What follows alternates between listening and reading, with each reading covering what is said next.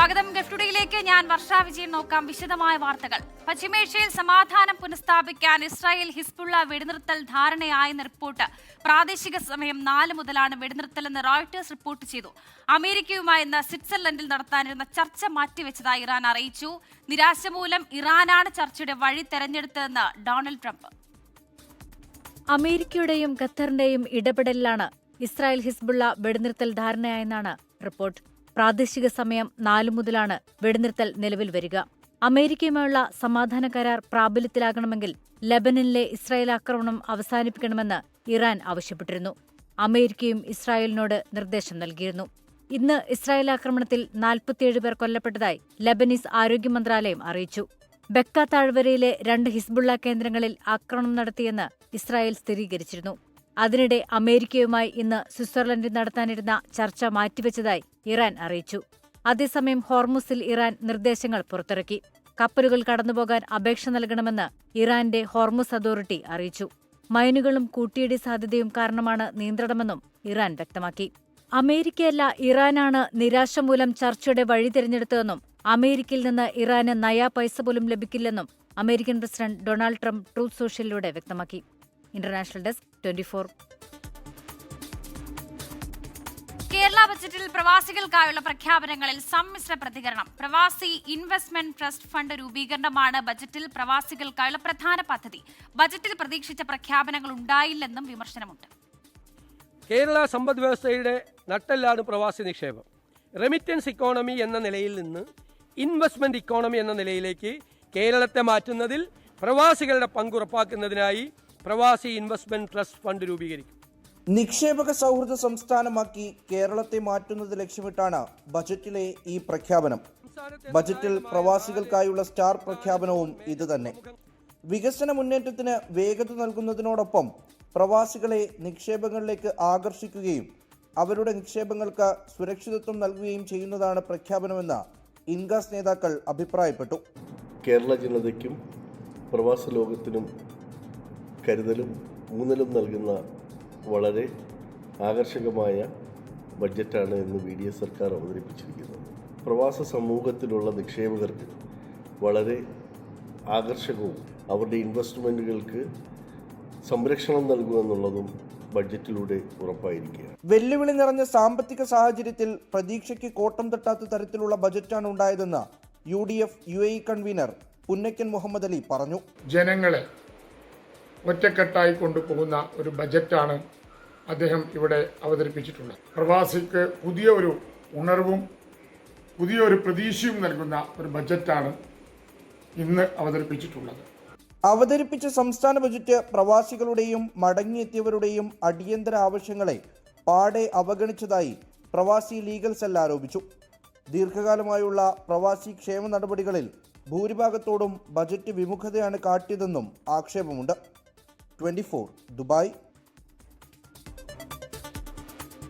കേരളത്തിന്റെ വികസന മുന്നേറ്റത്തിന് വേഗം നൽകുന്ന ബജറ്റാണ് അവതരിപ്പിച്ചിരിക്കുന്നതെന്ന് നോർക്ക വൈസ് ചെയർമാനും ലുലു ഗ്രൂപ്പ് ചെയർമാനുമായ MA യൂസഫ് അലി. യുവ സംരംഭകർക്കുൾപ്പെടെ വലിയ പ്രതീക്ഷ നൽകുന്നതാണ് ബജറ്റ് പ്രഖ്യാപനങ്ങൾ. കേരളത്തെ ഇന്ത്യയിലെ ഏറ്റവും മികച്ച നിക്ഷേപ സൗഹൃദ സംസ്ഥാനമാക്കി മാറ്റുക എന്ന ലക്ഷ്യത്തിന് വേഗം നൽകുന്നതാണ് ബജറ്റ്. ഇൻവെസ്റ്റ് കേരള സെൽ, നിക്ഷേപാനന്തര പിന്തുണ എന്നിവ നൽകുന്ന ഏകജാലക സംവിധാനം തുടങ്ങിയവ ഇതിന് ഉദാഹരണങ്ങളാണ്. പ്രവാസി ഇൻവെസ്റ്റ്മെന്റ് ട്രസ്റ്റ് ഫണ്ട് പോലുള്ള പ്രഖ്യാപനങ്ങൾ പ്രവാസികൾക്കും നിക്ഷേപകർക്കും മികച്ച പിന്തുണ നൽകുന്നു. വൺ കേരള കരുതൽ പദ്ധതി, ഇൻഷുറൻസ് പദ്ധതി ഉൾപ്പെടെയുള്ള പദ്ധതികളിലൂടെ ജനങ്ങളെ ചേർത്ത് പിടിക്കുന്ന ദീർഘവീക്ഷണത്തോടെയുള്ള സമീപനമാണ് ബജറ്റ് നൽകുന്നതെന്നും MA യൂസഫ് അലി പറഞ്ഞു. സംഘർഷത്തെ തുടർന്ന് രാജ്യത്ത് കുടുങ്ങിപ്പോയവർക്ക് വിസ ഇളവ് പ്രഖ്യാപിച്ചു UAE. 30 ദിവസത്തെ ഇളവാണ് പ്രഖ്യാപിച്ചിരിക്കുന്നത്. ജൂലൈ 9 വരെയാണ് ആനുകൂല്യം ലഭിക്കുക. യാത്രാ തടസ്സങ്ങൾ മൂലം UAEയിൽ കുടുങ്ങിക്കിടന്നവർക്കാണ് ഇളവ് നൽകിയിരിക്കുന്നത്. വിസ നിയമവിധേയമാക്കാനോ പിഴ കൂടാതെ രാജ്യം വിടാനോ 30 ദിവസത്തെ ഇളവ് പ്രഖ്യാപിച്ചിട്ടുണ്ട്. ജൂൺ 10 മുതൽ ജൂലൈ 9 വരെയാകും ഇളവ് ലഭിക്കുക. Federal authority for identity, citizenship, customs and port സെക്യൂരിറ്റിയാണ് ഈ സുപ്രധാന പ്രഖ്യാപനം നടത്തിയത്. വിസിറ്റ് അല്ലെങ്കിൽ ടൂറിസ്റ്റ് വിസ കാലാവധി കഴിഞ്ഞവർ, എക്സിറ്റ് പെർമിറ്റ് കാലാവധി കഴിഞ്ഞവർ, വിസ റദ്ദാക്കപ്പെട്ടിട്ടും നാട്ടിലേക്ക് പോകാൻ കഴിയാത്ത താമസക്കാർ എന്നിവർക്കാണ് ഈ ആനുകൂല്യം ലഭിക്കുക. നേരത്തെയും സമാനമായ ഇളവ് UAE നൽകിയിരുന്നു.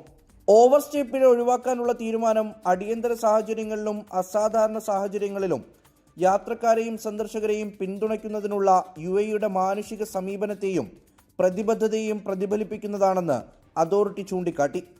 ആനുകൂല്യം ലഭിക്കുന്നവർ ഇതിനായി പ്രത്യേക അപേക്ഷകളോ മുൻകൂർ നടപടികളോ പൂർത്തിയാക്കേണ്ടതില്ല. UAEയിൽ തുടരാൻ ആഗ്രഹിക്കുന്നവർ ഈ 30 ദിവസത്തിനകം റെസിഡൻസി അല്ലെങ്കിൽ തൊഴിൽ വിസയുമായി ബന്ധപ്പെട്ട രേഖകൾ ശരിയാക്കണം. മടങ്ങാൻ താൽപ്പര്യമുള്ളവർക്ക് നിലവിലുള്ള സാധാരണ നടപടിക്രമങ്ങളിലൂടെ പിഴയൊന്നും കൂടാതെ നേരിട്ട് രാജ്യം വിടുകയും ചെയ്യാം. 24 ദുബായ്. സൗദിയിൽ കുട്ടികളുടെ ഡിജിറ്റൽ ജീവിതത്തെക്കുറിച്ച് ആശങ്കാജനകമായ റിപ്പോർട്ട് പുറത്ത്. രാജ്യത്തെ 15 വയസ്സിൽ താഴെയുള്ള 65% കുട്ടികളും പ്രായത്തിന് അനുയോജ്യമല്ലാത്ത ഉള്ളടക്കങ്ങൾ കാണുന്നതായാണ് പുതിയ കണ്ടെത്തൽ. കിങ് ഖാലിദ് ഫൗണ്ടേഷൻ പുറത്തുവിട്ട ഗവേഷണ റിപ്പോർട്ടിലാണ് ഡിജിറ്റൽ ലോകത്ത് കുട്ടികൾ നേരിടുന്ന അപകടങ്ങളെക്കുറിച്ച് വ്യക്തമാക്കുന്നത്. Saudi centre for opinion polling 2025 നടത്തിയ സർവേയെ അടിസ്ഥാനമാക്കി കിങ് ഖാലിദ് ഫൗണ്ടേഷനാണ് ഈ റിപ്പോർട്ട് തയ്യാറാക്കിയിരിക്കുന്നത്. രാജ്യത്തെ കുട്ടികൾ പ്രായത്തിന് ചേരാത്ത സിനിമകളും ഇലക്ട്രോണിക് ഗെയിമുകളും വലിയ തോതിൽ കാണുന്നു എന്നാണ് കണ്ടെത്തൽ. King Khalid Foundation, Salih Kamil Humanitarian Foundation, Al Muhaidib Social Foundation എന്നിവർ ചേർന്നാണ് ഈ പഠനത്തിന് ഫണ്ട് നൽകിയത്. ഓൺലൈൻ ഗെയിമുകളിലൂടെ കുട്ടികൾ വിവിധ പ്രായത്തിലുള്ള അപരിചിതരുമായി ഇടപഴകുന്നുണ്ടെന്ന് റിപ്പോർട്ട് ചൂണ്ടിക്കാണിക്കുന്നു. ഇത് കുട്ടികളെ അവരുടെ പ്രായത്തിന് ചേരാത്ത വിഷയങ്ങളിലേക്കും മോശം പദപ്രയോഗങ്ങളിലേക്കും നയിക്കുന്നു. എന്നാൽ ചില രക്ഷിതാക്കൾ കുട്ടികൾക്ക് ഡിജിറ്റൽ സുഹൃത്തുക്കൾ ഉണ്ടാവുന്നതിനെ അനുകൂലിക്കുന്നതായും റിപ്പോർട്ട് പറയുന്നു. അതേസമയം ഓൺലൈൻ വഴിയുള്ള മോശം അനുഭവങ്ങൾ കാരണം പല കുട്ടികളും ഇപ്പോൾ ഡിജിറ്റൽ സൗഹൃദങ്ങളെ ഇഷ്ടപ്പെടുന്നില്ല. ആശയവിനിമയത്തിലെ ബുദ്ധിമുട്ടുകൾ കാരണം ഇത്തരം സൗഹൃദങ്ങൾ വേണ്ടെന്ന് വെക്കാൻ കുട്ടികൾ തന്നെ തയ്യാറാകുന്നുണ്ടെന്നും റിപ്പോർട്ട് വ്യക്തമാക്കുന്നു. കുട്ടികളുടെ സുരക്ഷ മുൻനിർത്തി ഇലക്ട്രോണിക് ഗെയിമുകൾക്കും ആപ്പുകൾക്കും മേൽ കർശന നിയന്ത്രണങ്ങൾ കൊണ്ടുവരണമെന്ന് കഴിഞ്ഞ ദിവസം സൗദി ഷൂറ കൌൺസിൽ ആവശ്യപ്പെട്ടിരുന്നു. 24 ജിദ്ദ. ദക്ഷിണ ഫിലിപ്പീൻസിലുണ്ടായ ഭൂചലനത്തിൽ ദുരിതമനുഭവിക്കുന്നവർക്ക് കൈത്താങ്ങുമായി UAE. സാരംഗാരി പ്രവിശ്യയിൽ ഭൂകമ്പത്തിൽ ദുരിതമനുഭവിക്കുന്ന കുടുംബങ്ങൾക്ക് UAE സഹായ സംഘം ഭക്ഷണപ്പൊതികളും കുടിവെള്ളവും വിതരണം ചെയ്തു. ദുരിതബാധിത പ്രദേശങ്ങളിൽ സംഘം സന്ദർശനം നടത്തി. ഈ മാസം 8-ന് ഫിലിപ്പീൻസിലുണ്ടായ ഭൂചലനത്തിൽ 78 പേർക്കാണ് ജീവൻ നഷ്ടമായത്. അപൂർവ രോഗം ബാധിച്ച 34-കാരനെ ജീവിതത്തിലേക്ക് തിരികെ കൊണ്ടുവന്ന മലയാളി ഡോക്ടർ. അബുദാബി ബുർജിൽ ഹോസ്പിറ്റലിലെ ഡോക്ടർ നിയാസ് ഖാലിദും സംഘവുമാണ് അഡൽട്ടോൺസ് സെറ്റ്സ്റ്റിൽസ് ഡിസീസ് എന്ന അപൂർവ ഓട്ടോ ഇമ്മ്യൂൺ രോഗം ചികിത്സിച്ച് ഭേദമാക്കിയത്. പൂർണ്ണ ആരോഗ്യവാനായിരുന്ന യുവാവിന് 2 ആഴ്ചയിലധികമായി വിട്ടുമാറാത്ത കടുത്ത പനി അനുഭവപ്പെടുകയായിരുന്നു. Internal medicine specialist doctor Abdul Hakeem മുഹമ്മദും ചികിത്സാ സംഘത്തിൽ ഉണ്ടായിരുന്നു. തിരികെ വാർത്തകളിലേക്ക്. ആഗോള സൈബർ സുരക്ഷാ സൂചികയിൽ സൗദി അറേബ്യയ്ക്ക് വീണ്ടും ചരിത്ര നേട്ടം. അന്താരാഷ്ട്ര മത്സരക്ഷമതാ റിപ്പോർട്ടിൽ തുടർച്ചയായ 3-ാം വർഷവും സൗദി 1-ാം സ്ഥാനം നിലനിർത്തി. ഡിജിറ്റൽ സുരക്ഷാ രംഗത്ത് രാജ്യം കൈവരിച്ച വൻ മുന്നേറ്റമാണ് ഈ നേട്ടത്തിലൂടെ വ്യക്തമാകുന്നത്. സൈബർ സുരക്ഷാ രംഗത്ത് ലോകരാജ്യങ്ങൾക്ക് മുന്നിൽ സൗദി അറേബ്യ വീണ്ടും മാതൃകയാകുകയാണ്. International Institute for Management Development പുറത്തുവിട്ട 2026 റിപ്പോർട്ടിൽ സൗദി അറേബ്യ 1-ാം സ്ഥാനം നിലനിർത്തി. തുടർച്ചയായ 3-ാമത്തെ വർഷമാണ് രാജ്യം ഈ അപൂർവ നേട്ടം സ്വന്തമാക്കുന്നത്. സൗദി ഭരണാധികാരി സൽമാൻ രാജാവിന്റെയും കിരീടാവകാശി മുഹമ്മദ് ബിൻ സൽമാൻ രാജകുമാരന്റെയും ശക്തമായ പിന്തുണയാണ് ഈ വിജയത്തിന് പിന്നിലെന്ന് നാഷണൽ സൈബർ സെക്യൂരിറ്റി അതോറിറ്റി വ്യക്തമാക്കി. രാജ്യത്തിന്റെ സുരക്ഷ ഉറപ്പാക്കുന്നതിൽ സൈബർ സുരക്ഷയ്ക്ക് വലിയ പ്രാധാന്യമാണ് സൗദി നൽകുന്നത്. സൗദി നാഷണൽ സൈബർ സെക്യൂരിറ്റി അതോറിറ്റിയുടെയും സാങ്കേതിക പങ്കാളിയായ സൈറ്റ് കമ്പനിയുടെയും കൃത്യമായ പ്രവർത്തനങ്ങൾ ലോകമെമ്പാടും അംഗീകരിക്കപ്പെട്ടു കഴിഞ്ഞു. ഇന്റർനാഷണൽ ടെലികമ്മ്യൂണിക്കേഷൻ യൂണിയന്റെ ആഗോള സൂചികയിലും ഏറ്റവും ഉയർന്ന റോൾ മോഡൽ പദവി സൗദി അറേബ്യ സ്വന്തമാക്കി. രാജ്യത്തിന്റെ സുപ്രധാന അടിസ്ഥാന സൌകര്യങ്ങൾ സംരക്ഷിക്കുന്നതിനൊപ്പം ഈ മേഖലയിൽ വലിയ നിക്ഷേപങ്ങൾ കൊണ്ടുവരാനും സൗദിക്ക് സാധിക്കുന്നുണ്ട്. സുരക്ഷിതത്വവും വിശ്വസനീയവുമായ ഒരു ഡിജിറ്റൽ ഇടം ഒരുക്കി രാജ്യം മുന്നോട്ട് കുതിക്കുകയാണെന്ന് അതോറിറ്റി വ്യക്തമാക്കി. 24 ജിദ്ദ. സുരക്ഷാ പരിപാലനത്തിലും ഡിജിറ്റൽ പരിവർത്തനത്തിലും ചരിത്ര നേട്ടം സ്വന്തമാക്കി സൗദി റെയിൽവേ. ലണ്ടനിൽ നടന്ന ചടങ്ങിൽ 2 പ്രമുഖ അന്താരാഷ്ട്ര പുരസ്കാരങ്ങളാണ് സൗദി റെയിൽവേ സ്വന്തമാക്കിയത്. അത്യാധുനിക സാങ്കേതിക വിദ്യയുടെ സഹായത്തോടെ റെയിൽവേ അപകടങ്ങൾ വൻതോതിൽ കുറയ്ക്കാൻ കഴിഞ്ഞതാണ് കമ്പനിയെ ആഗോള അംഗീകാരത്തിന് അർഹമാക്കിയത്. സുരക്ഷ ഉറപ്പാക്കുന്നതിൽ സൗദി റെയിൽവേ നടത്തുന്ന വിപ്ലവകരമായ മാറ്റങ്ങൾക്കാണ് ഇപ്പോൾ ആഗോളതലത്തിൽ അംഗീകാരം ലഭിച്ചിരിക്കുന്നത്. ഡിജിറ്റൽ സംവിധാനങ്ങൾ ഫലപ്രദമായി ഉപയോഗിച്ചതിന് സേഫ് 365 സംഘടനയുടെ പുരസ്കാരവും മികച്ച റിസ്ക് മാനേജ്മെന്റിനുള്ള International Institute for Risk and Safety മാനേജ്മെന്റിന്റെ പുരസ്കാരവുമാണ് സൗദി റെയിൽവേ സ്വന്തമാക്കിയത്. കൃത്യമായ ഭരണനിർവഹണവും ജീവനക്കാരുടെ പങ്കാളിത്തവും ഉറപ്പാക്കിക്കൊണ്ട് റെയിൽവേ ട്രാക്കുകളിലെ അപകടങ്ങൾ വലിയ തോതിൽ കുറയ്ക്കാൻ സൗദി റെയിൽവേക്ക് കഴിഞ്ഞു. പുതിയ കണക്കുകൾ പ്രകാരം ലെവൽ ക്രോസിംഗുകളിലെ അപകടങ്ങളിൽ 75% കുറവ് രേഖപ്പെടുത്തി.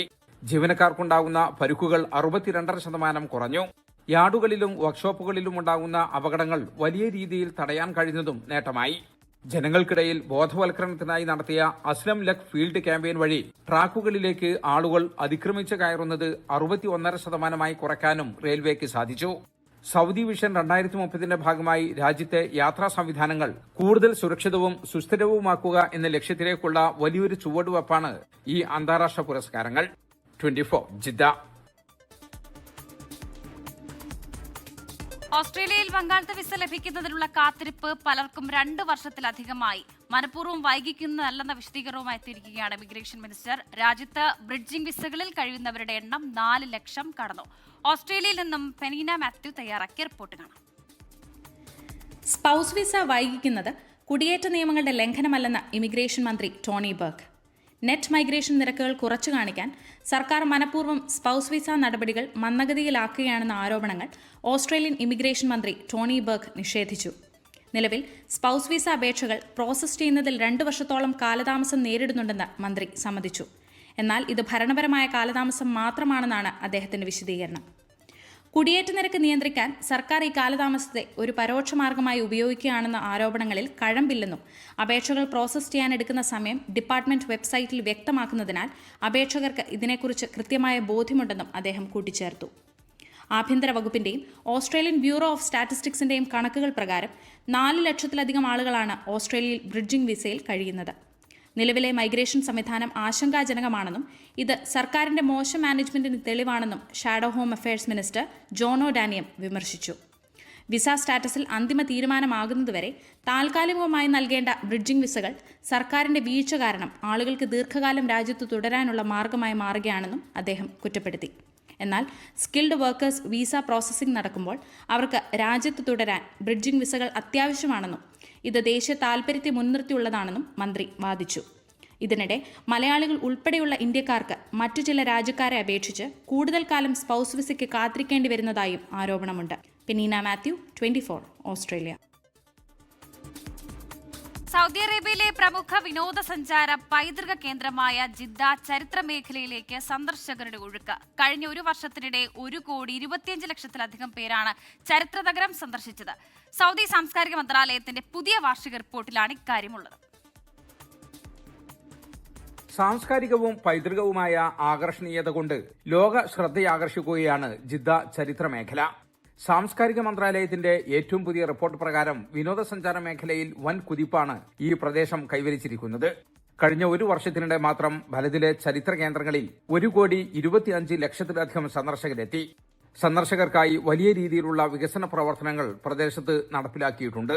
48,000 ചതുരശ്ര മീറ്റർ സ്ഥലത്ത് ഇതിനകം വികസന പ്രവർത്തനങ്ങൾ നടത്തി. പ്രദേശത്തിന്റെ തനത് ഭംഗി നിലനിർത്തിക്കൊണ്ട് 4 പുതിയ പുരാവസ്തു കേന്ദ്രങ്ങൾ സഞ്ചാരികൾക്കായി തുറന്നുകൊടുത്തു. ഖനനത്തിലൂടെ 6,700-ലധികം പുരാവസ്തുക്കൾ മേഖലയിൽ കണ്ടെത്താൻ കഴിഞ്ഞു. തനത് ശൈലിയിലുള്ള 30ഓളം കെട്ടിടങ്ങൾ പൂർണ്ണമായി പുനരുദ്ധരിച്ചു. 700-ലധികം കെട്ടിടങ്ങളെ പ്രത്യേക നിയമപ്രകാരം പൈതൃക കെട്ടിടങ്ങളായി തരംതിരിച്ചു. സഞ്ചാരികളുടെ ഒഴുക്ക് വർദ്ധിച്ചതോടെ വലിയ സാമ്പത്തിക ഉണർവാണ് പ്രദേശത്തുണ്ടായിരിക്കുന്നത്. 120-ലധികം പുതിയ നിക്ഷേപാവസരങ്ങൾക്ക് മന്ത്രാലയം അനുമതി നൽകി. പുതിയ 850ഓളം വാണിജ്യ സ്ഥാപനങ്ങൾ ആരംഭിച്ചതിലൂടെ 10,000-ലധികം പേർക്ക് പുതുതായി തൊഴിൽ കണ്ടെത്താൻ കഴിഞ്ഞതായും സാംസ്കാരിക മന്ത്രാലയത്തിന്റെ റിപ്പോർട്ടിൽ പറയുന്നു. ജലീൽ കടമകലം, 24 ജിദ്ദ.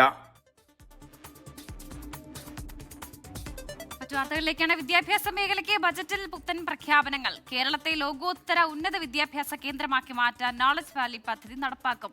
വയനാട്ടിൽ ട്രൈബൽ സർവകലാശാലയും തദ്ദേശീയ വിജ്ഞാന മേഖലയും സ്ഥാപിക്കും. പൊതുവിദ്യാഭ്യാസ മേഖലയ്ക്ക് 1,477 കോടി രൂപ ബജറ്റിൽ വകയിരുത്തി. രാജ്യാന്തര നിലവാരത്തിലുള്ള വിദ്യാഭ്യാസം നാട്ടിൽ നൽകാനായി കേരള നോളജ് വാലി പദ്ധതി. ഉന്നത വിദ്യാഭ്യാസ രംഗത്ത് കൂടുതൽ നിക്ഷേപങ്ങളും വികസനവും സാധ്യമാക്കുന്നതിനായി സ്വകാര്യ സർവകലാശാല ബില്ലിൽ ആവശ്യമായ പരിഷ്കരണങ്ങൾ വരുത്തുമെന്ന് പ്രഖ്യാപനം. വിദ്യാർത്ഥികൾക്ക് കേരളത്തിൽ തന്നെ ലോകോത്തര അവസരങ്ങൾ കണ്ടെത്താനും ഗവേഷണ നേട്ടങ്ങൾ സംരംഭങ്ങളാക്കി മാറ്റാനും കേരളത്തെ ഏഷ്യയുടെ തന്നെ ബൗദ്ധിക തലസ്ഥാനമാക്കി മാറ്റാനും കഴിയുന്ന ഊർജ്ജസ്വലവും സ്വയം പര്യാപ്തവുമായൊരു പശ്ചാത്തലമായിരിക്കും ഇതിലൂടെ സൃഷ്ടിക്കപ്പെടുന്നത്.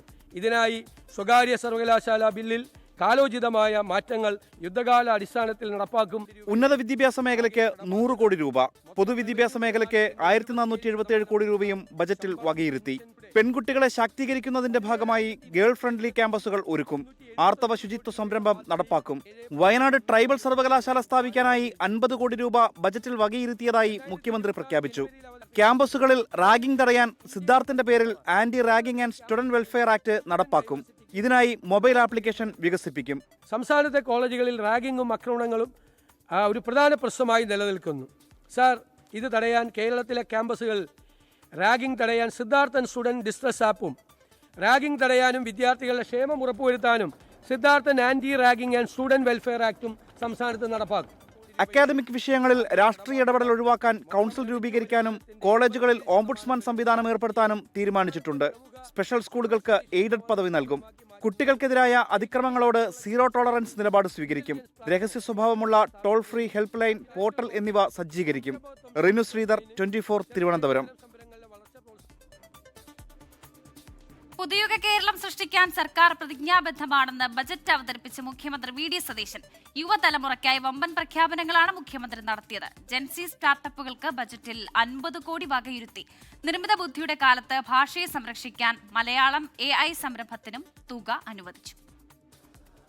യുവജനങ്ങൾക്ക് കരുത്തുപകരുന്ന പ്രഖ്യാപനങ്ങളാണ് ബജറ്റിന്റെ മുഖ്യ ആകർഷണം. ജെൻസി സ്റ്റാർട്ടപ്പുകൾക്ക് ന്യൂജൻ മിഷൻ പ്രഖ്യാപിച്ചു. ഇതിനായി 50 കോടി രൂപ ബജറ്റിൽ വകയിരുത്തി.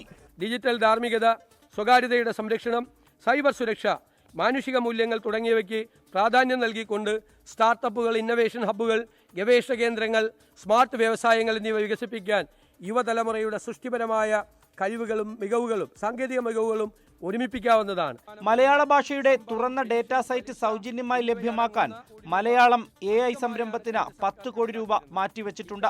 കേരളത്തിന്റെ പാചകകലയെ പരിപോഷിപ്പിക്കാനും പഠിക്കാനും പാചകകലാ ഇൻസ്റ്റിറ്റ്യൂട്ട് സ്ഥാപിക്കും. കൊച്ചി, ആലുവ, പെരുമ്പാവൂർ മേഖലയെ ഗ്ലോബൽ ഫർണിച്ചർ ഹബ്ബാക്കി മാറ്റാൻ 10 കോടി രൂപ വകയിരുത്തി. കൊച്ചി, തൃശൂർ മേഖലയെ ആഭരണ ഇടനാഴിയാക്കി മാറ്റും. സ്വർണ്ണ വിനിമയ കേന്ദ്രവും ആഭരണ നിർമ്മാണ പാർക്ക് സ്ഥാപിക്കുന്നതിന് സർക്കാർ പിന്തുണ. കുട്ടികൾക്ക് ആഭരണം നിർമ്മിക്കുന്നതിന് പരിശീലനം. ആറന്മുള കണ്ണാടിയുടെ exclusive exhibition and training centre സ്ഥാപിക്കുമെന്നും പ്രഖ്യാപനമുണ്ട്. 24 തിരുവനന്തപുരം. തിരികെ വാർത്തകളിലേക്ക്. കോഴിക്കോട് പേരാമ്പ്ര കൈതക്കലിൽ മരം കടപുഴകി വീണുണ്ടായ അപകടത്തിൽ പരുക്കേറ്റ് ചികിത്സയിലായിരുന്ന രണ്ടാമത്തെയാളും മരിച്ചു. ഉള്ളേരി സ്വദേശി ശശിയാണ് മരിച്ചത്.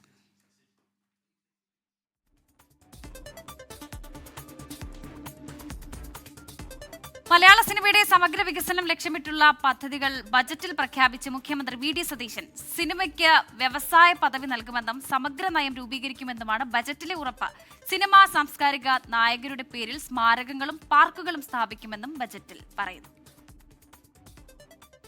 മലയാള സിനിമ മേഖലയെ വികസിപ്പിക്കാൻ സർക്കാർ സമഗ്ര പദ്ധതികൾ തയ്യാറാക്കും. ഇതിന്റെ ഭാഗമായി JC Daniel International Film City ചിത്രനഗരം കൊച്ചിയിൽ സ്ഥാപിക്കും. സിനിമാ മേഖലയുടെ സമഗ്ര വികസനം ലക്ഷ്യമിട്ടുള്ള പ്രഖ്യാപനങ്ങളാണ് ബജറ്റിൽ. സിനിമയ്ക്ക് വ്യവസായ പദവി നൽകും. സിനിമാ മേഖലയുടെ വികസനത്തിനായി സമഗ്ര നയം രൂപീകരിക്കും. അന്താരാഷ്ട്ര ചലച്ചിത്രോത്സവത്തിന് സ്ഥിരമായി വേദിയൊരുക്കും. പ്രഖ്യാപനത്തെ സിനിമാ ലോകം സ്വാഗതം ചെയ്തു. കേരളത്തിന്റെ തനത് കലാ സാംസ്കാരിക മേഖലയെ പരിപോഷിപ്പിക്കുന്നതിന് MT വാസുദേവൻ നായരുടെ പേരിൽ കോഴിക്കോട് കൾച്ചറൽ പാർക്ക് സ്ഥാപിക്കും. 50 കോടി രൂപയാണ് ഇതിനായി വകയിരുത്തിയത്. MT വാസുദേവൻ നായർ സ്മാരക കൾച്ചറൽ പാർക്ക് കേരളത്തിന്റെ തനത് കലാ സാംസ്കാരിക മേഖലയെ സംരക്ഷിക്കുന്നതിനും പരിപോഷിപ്പിക്കുന്നതിനുമായി യശസ്വരീനായ MT വാസുദേവൻ നായരുടെ പേരിൽ കോഴിക്കോട് ഒരു കൾച്ചറൽ പാർക്ക് സ്ഥാപിക്കും. ഇതിനായി 50 കോടി രൂപ വകയിരുത്തുന്നു.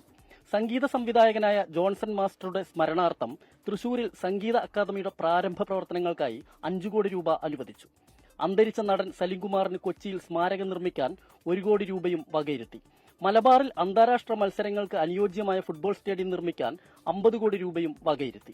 ടൂറിസത്തെ വ്യവസായമായി പ്രഖ്യാപിക്കും. തീർത്ഥാടന ടൂറിസത്തെ ശക്തിപ്പെടുത്തും. പ്രമുഖ തീർത്ഥാടന കേന്ദ്രങ്ങളിൽ തിരുപ്പതി മോഡൽ വികസനം നടത്തുമെന്നും ബജറ്റിൽ പ്രഖ്യാപനം. ശബരിമല, ഗുരുവായൂർ, കൊട്ടിയൂർ, തിരുവല്ലം ക്ഷേത്രങ്ങൾ ദേശീയ തീർത്ഥാടന കേന്ദ്രങ്ങളാക്കാനുള്ള നടപടികൾ സ്വീകരിക്കും. കലാകായിക തീർത്ഥാടന മേഖലകളെ സ്പർശിക്കുന്നതാണ് ഈ ബജറ്റ്. ഒപ്പം തന്നെ മൺമറഞ്ഞു പോയ നമ്മുടെ കലാകാരന്മാരെ ഓർമ്മിക്കുക കൂടി ചെയ്യുന്നുണ്ട്. ഒപ്പം തന്നെ മലബാറിന്റെ ഫുട്ബോൾ പാരമ്പര്യത്തിന് ഒരു കയ്യടി കൂടി കിട്ടിയിരിക്കുന്നു. എസ് വിനേഷ് കുമാർ, 24 തിരുവനന്തപുരം. റിപ്പോർട്ടോടെ ഗൾഫ് ടുഡേ പൂർണ്ണമാവുകയാണ്. നമസ്കാരം.